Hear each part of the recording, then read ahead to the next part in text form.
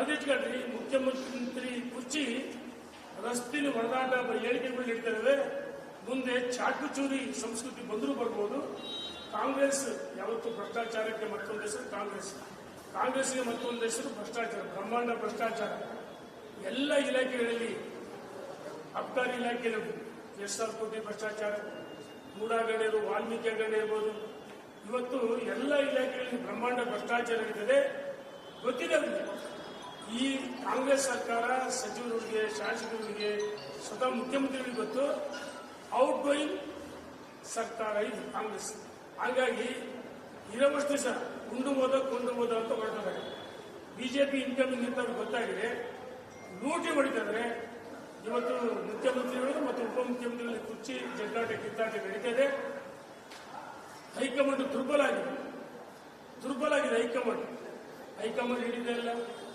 ಇವತ್ತು ಅಂತ ಒಂದು ರೀತಿ ಈ ನರಸತ್ವ ಅಂತ ತಪ್ಪಾಗಲ್ಲ ಅಂತ ಹೈಕಮಾಂಡ್ ಮಾಡಿ ಯಾರೂ ಮನ್ನಣೆ ಕೊಡ್ತಲ್ಲ.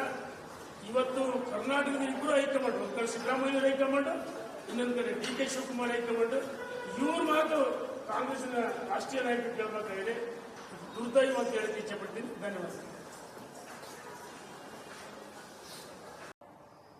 ನರೇಂದ್ರ ಮೋದಿಜಿಯವರ ತಾಕತ್ ಬಗ್ಗೆ ಮಾತಾಡ್ತೀರಾ? ಯಾವ ಐರೋಪ್ಯ ರಾಷ್ಟ್ರಗಳ ಜೊತೆಗೆ ವ್ಯಾಪಾರ ಒಪ್ಪಂದ ಮಾಡಿಕೊಂಡ ಮೇಲೆ ಏನು ಅಮೆರಿಕ ದೊಡ್ಡಣ್ಣ ಅಂತ ಕರೀತಿದ್ದ ಟ್ರಂಪ್, ಅದೇ ಅಮೆರಿಕದ ಅಧ್ಯಕ್ಷ ಟ್ರಂಪ್ ನರೇಂದ್ರ ಮೋದಿಜಿಯವರು ಕರೆ ಮಾಡಿ 50% ಇದ್ದದ್ದು ನಾನು 18 ಗಳಿಸಲಿಲ್ವಾ? ಇದು ನರೇಂದ್ರ ಮೋದಿಜಿಯವರ ತಾಕತ್ತು. ಪೇಲ್ಗಾಮ್ ದಾಳಿ ಆದಾಗ ಪೇಲ್ಗಾಮ್ನಲ್ಲಿ ನೀನು ಹಿಂದೂ, ನೀನು ಮುಸ್ಲಿಂ ಅಂತ ಕೇಳ್ಬಿಡ್ದಲ್ಲ, ಅದಕ್ಕೆ ಪ್ರತಿಕಾರವಾಗಿ ಕೆಲವೇ ಸೆಕೆಂಡ್ಗಳಲ್ಲಿ ಅಮೆರಿಕದ ಉಗ್ರ ಅಡಗುದಾಣಗಳನ್ನ ನಾಶ ಮಾಡಿಸ್ಲಿಲ್ವಾ? ಇದು ನರೇಂದ್ರ ಮೋದಿಜಿಯವರ ತಾಕತ್ತು. ನಾವು ಹೇಳ್ತಾ ಇದೀವಿ, ಸಿದ್ದರಾಮಯ್ಯನವರೇ, ನೀವೊಬ್ಬ ಹಿರಿಯ ರಾಜಕಾರಣಿ, ನಿಮ್ಮ ಬಗ್ಗೆ ಗೌರವ ಇದೆ. ಆದರೆ ನರೇಂದ್ರ ಮೋದಿಜಿಯವರಿಗೆ ಮಾಡಿದ ಅಪಮಾನ ಅಲ್ಲ, ಭಾರತೀಯರಿಗೆ ಮಾಡಿದ ಅಪಮಾನ. ನೀವು ದೇಶದ ಕ್ಷಮೆ ಕೇಳಬೇಕು. ಒತ್ತಾಯ ಮಾಡ್ತೀವಿ ಸಿದ್ದರಾಮಯ್ಯನವರೇ. ಯಾವ ವಿಬಿಜಿ ರಾಮ್ಜಿ ಯೋಜನೆ ಬಗ್ಗೆ ಅಪಪ್ರಚಾರ ಮಾಡ್ತಿದ್ದೀರಿ? ಈ ದೇಶದಲ್ಲಿ ಇದೇ ತರ ಮಾತಾಡಿ ಕಾಂಗ್ರೆಸ್ ಅಡ್ರೆಸ್ ಇಲ್ಲ. ಚಾವಲ್ ಅಂತ ಕರೆದಿದ್ರು ಕೇಂದ್ರದ ಮಾಜಿ ಸಚಿವರು. ಇಡೀ ದೇಶದ ಉದ್ದಗಲಕ್ಕೆ ಅದು ದೊಡ್ಡ ಚರ್ಚೆ ಆಯಿತು. ಚಾವಲ್ ಇವತ್ತು ದೇಶದ ಪ್ರಧಾನಮಂತ್ರಿ ಆಗಲಿಲ್ವಾ? ನಾವು ಕೇಳ್ತೀವಿ ಸಿದ್ದರಾಮಯ್ಯನವರಿಗೆ, ಈ ದೇಶದಲ್ಲಿ ಒಂದು ಕಾಲದಲ್ಲಿ ಇಂದಿರಾ ಗಾಂಧಿ ಅಂದ್ರೆ ಇಂಡಿಯಾ ಅಂತ ಇತ್ತು. ಅಡ್ರೆಸ್ ಇಟ್ಟಿದ್ದೀವಿ ಸಿದ್ದರಾಮಯ್ಯನವರ. ಕಾಂಗ್ರೆಸ್ಗೆ ಭವಿಷ್ಯನೇ ಇಲ್ಲ. ನಿಮ್ಮ ಹಿರಿಯ ನಾಯಕರು ನಿಮ್ಮನ್ನು ಬಿಟ್ಟು ಹೋಗ್ತಿದ್ದಾರೆ. ಸಿದ್ದರಾಮಯ್ಯನವರೇ, ಇದೇ ರೀತಿ ನಿಮ್ಮ ನಡವಳಿಕೆಗಳು ಭಾರತೀಯ ಜನತಾ ಪಾರ್ಟಿ ನರೇಂದ್ರ ಮೋದಿಜಿಯವರಿಗೆ ನೀವೇನೇ ಬೈದ್ರು, ನೀವೇನೇ ಏಕವಚನದಲ್ಲಿ ಹೇಳಿದ್ರು, ಈ ದೇಶದ ಜನ ಪ್ರಜ್ಞಾವಂತ ಮತದಾರರು ನಿಮ್ಮನ್ನ ಲೋಕಸಭೆ ವಿರೋಧ ಪಕ್ಷ ನಾಯಕನ ಅವಕಾಶ ಕೊಡಲಿಲ್ಲ ಕಾಂಗ್ರೆಸ್ಗೆ. ನರೇಂದ್ರ ಮೋದಿಜಿಯವರ ತಾಕತ್ ಬಗ್ಗೆ ಮಾತಾಡ್ತೀರಾ? ಯಾವ ಐರೋಪ್ಯ ರಾಷ್ಟ್ರಗಳ ಜೊತೆಗೆ ವ್ಯಾಪಾರ ಒಪ್ಪಂದ ಮಾಡಿಕೊಂಡ ಮೇಲೆ ಏನು ಅಮೆರಿಕ ದೊಡ್ಡಣ್ಣ ಅಂತ ಕರೀತಿದ್ದ ಟ್ರಂಪ್, ಅದೇ ಅಮೆರಿಕದ ಅಧ್ಯಕ್ಷ ಟ್ರಂಪ್ ನರೇಂದ್ರ ಮೋದಿಜಿಯವರು ಕರೆ ಮಾಡಿ 50% ಇದ್ದದ್ದು ನಾನು 18 ಗಳಿಸಲಿಲ್ವಾ? ಇದು ನರೇಂದ್ರ ಮೋದಿಜಿಯವರ ತಾಕತ್ತು.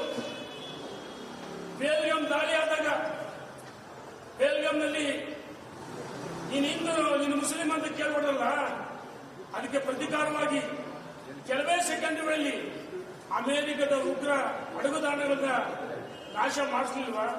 ಇದು ನರೇಂದ್ರ ಮೋದಿಜಿಯವರ ತಾಕತ್ತು. ನಾವು ಹೇಳ್ತಾ ಇದೀವಿ ಸಿದ್ದರಾಮಯ್ಯನವರೇ, ನೀವೊಬ್ಬ ಹಿರಿಯ ರಾಜಕಾರಣಿ, ನಿಮ್ಮ ಬಗ್ಗೆ ಗೌರವ ಇದೆ. ಆದರೆ ನರೇಂದ್ರ ಮೋದಿಜಿಯವರಿಗೆ ಮಾಡಿದ ಅಪಮಾನ ಅಲ್ಲ, ಭಾರತೀಯರಿಗೆ ಮಾಡಿದ ಅಪಮಾನ. ನೀವು ದೇಶದ ಕ್ಷಮೆ ಕೇಳಬೇಕು. ಒತ್ತಾಯ ಮಾಡ್ತೀವಿ ಸಿದ್ದರಾಮಯ್ಯನವರೇ. ಯಾವ ವಿಬಿಜಿ ರಾಮ್ಜಿ ಯೋಜನೆ ಬಗ್ಗೆ ಅಪಪ್ರಚಾರ ಮಾಡ್ತಾ ಇದ್ದೀರಿ? ಲೋಕಸಭೆ ರಾಜ್ಯಸಭೆಯಲ್ಲಿ ಅನುಮೋದನೆಯಾಗಿ ರಾಷ್ಟ್ರಪತಿ ಅಂಕಿತ ಹಾಕಿದ್ದಾರೆ. ರಾಜ್ಯಪಾಲರ ಬಾಯಿಯಿಂದ ಸುಳ್ಳೆಸಕ್ಕಂತ ಪ್ರಯತ್ನ ಮಾಡಿದ್ರಿ. ರಾಜ್ಯಪಾಲರು ಅವರು ಸಂವಿಧಾನಕ್ಕೆ ಹುದ್ದೆ, ಅವ್ರಿಗೆ ಇವತ್ತು ಏನ್ ಮಾತಾಡೋದು, ಏನ್ ಬಿಡಬೇಕಂತ ಹೇಳಿ. ಆದ್ರೆ ರಾಜ್ಯಪಾಲರಿಗೆ ಅಪಮಾನ ಮಾಡಿರಲ್ಲ. ಈ ರಾಜ್ಯದ ಜನ ನಿಮ್ಮನ್ನ ಯಾವ ರೀತಿ ನೋಡಿ, ಮೂರೇ ರಾಜ್ಯದಲ್ಲಿ ಅಧಿಕಾರದಲ್ಲಿ ನೀವು ತೆಲಂಗಾಣ, ಹಿಮಾಚಲ ಪ್ರದೇಶ, ಕರ್ನಾಟಕದಲ್ಲಿ ಮೂರೇ. ಹಿಮಾಚಲ ಪ್ರದೇಶದಲ್ಲಿ ಸಣ್ಣ ರಾಜ್ಯ, ಯಾವ ಸಂದರ್ಭದಲ್ಲಿ ಕಾಂಗ್ರೆಸ್ ಅಧಿಕಾರ ಹೋಗಿ ಹೇಳಕ್ಕಾಗಲ್ಲ. ತೆಲಂಗಾಣದಲ್ಲಿ ನಮ್ಮ ಸರ್ಕಾರ ಪಾಪಡಾಗಿದೆ ಅಂತ, ಅವ್ರು ದಿವಾಳಿ ಇದೆ ಅಂತ ಹೇಳ್ತಾರೆ ರೇವಂತ್ ರೆಡ್ಡಿ ಅವರು. ಕರ್ನಾಟಕದಲ್ಲಿ ಕೊಟ್ಟ ಭರವಸೆಗಳು ಈಡೇರಿಸಕ್ಕಾಗಿಲ್ಲ. ನೀವು ನಿಮ್ಮ ಕುರ್ಚಿ ಉಳಿಸೋದಕ್ಕೋಸ್ಕರ ನರೇಂದ್ರ ಮೋದಿಜಿಯವರ ಬಗ್ಗೆ ಒಂದು ಬಾರಿ ನರಾಂತಕ ಅಂತ ಹೇಳಿದ್ರಿ, ಚುನಾವಣೆಯಾಗ ಚೀಮಾರಿ ಹಾಕ್ತು, ಈ ಹೇಳಿದನೆ ಕಗ್ರಿ ನಿಮ್ಮ ಕುರ್ಚಿಗಳನ್ನು ಉಳಿಸೋದಕ್ಕೋಸ್ಕರ ಈ ರೀತಿ ಪದ ಬಳಕೆಯಿಂದ ನಿಮಗೆ ಶೋಭೆ ತರಲ್ಲ. ನಾನು ಒತ್ತಾಯ ಮಾಡ್ತೀನಿ, ಬೇಷ ಕ್ಷಮೆ ಕೇಳಬೇಕು ಅಂತೇಳಿ ಒತ್ತಾಯ ಮಾಡ್ತೀನಿ.